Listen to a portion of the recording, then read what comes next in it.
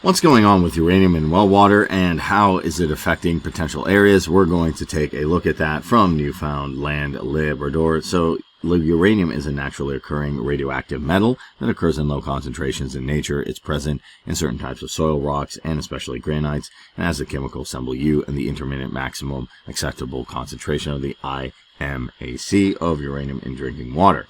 And what are some sources of uranium? Well, the naturally occurring uranium in groundwater is a result of the dissolution of uranium-bearing minerals that have been in contact with groundwater for long periods of time. Elevated concentrations of natural uranium in well water are more likely to be found in drill wells that obtain their water from the cracks and fractures of bedrock, rather than drug wells or surface water supplies. So what are the environmental health concerns of uranium? Well, its naturally occurring uranium has very low levels of radioactivity, and the chemical properties of uranium in drinking water are of greater health concern than its radioactivity. Most ingested uranium is due to food intake, with lesser amounts accumulated from the water or air. And uranium mostly is rapidly eliminated from the body, but a small amount is carried through the bloodstream, and it can affect the kidneys. Bathing and showering with water in uranium is not considered a health concern.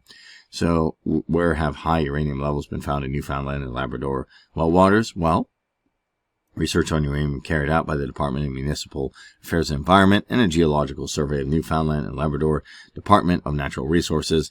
There have been a total of 5 exceedants on the island portion of the province, and to date no uranium exceedants in well water have been found. An uranium risk map has been created by a geological survey using a combination of bedrock technology, lake sediment, geochemistry, and mineral occurrence database systems, and a map of airborne geophysics. Any known occurrences of uranium in well water have been added to this map. As with the arsenic in groundwater, elevated uranium levels in drinking water can be found outside of the area shown on the map, and water from most wells in the area indicated as a high risk that do not contain elevated uranium. So we can see what the map is showing right here, with the areas of risk of total uranium being found in well water, and the province interrupted to have a high risk as well, and the location of wells that contain elevated uranium. So we can see that here. So what can well owners do about uranium contamination? It's recommended that wells that provide drinking water be chemically tested for a standard list of parameters including uranium, and if it's found to be above 0.02 micrograms per liter, you can obtain bottled water, treat the water. 2 of the most common methods are reverse osmosis and anion exchange, and also switch a dug or a surface water supply as well.